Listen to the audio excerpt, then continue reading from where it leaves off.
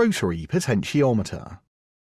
In this video, we will show you how to solder a rotary potentiometer onto the PCB.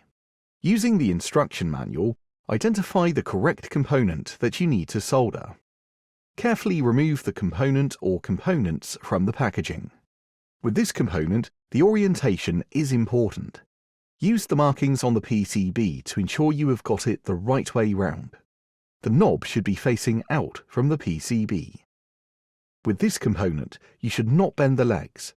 If you have more than one to do, it is often easier to solder them one at a time. Holding it in place, turn the board over, ensuring that the component is flat. If this is tricky, you can also use blue tack. Next, solder two of the legs in opposite corners to the board.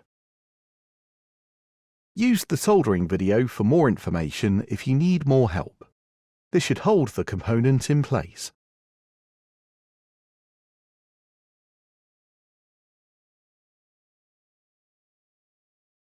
Turn the board over and check that it is still flat.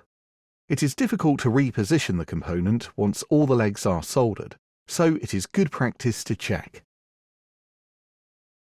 Solder the rest of the legs to the solder pads in turn. Because the legs are close to each other, make sure not to create a short circuit while soldering and that each joint is separated from another.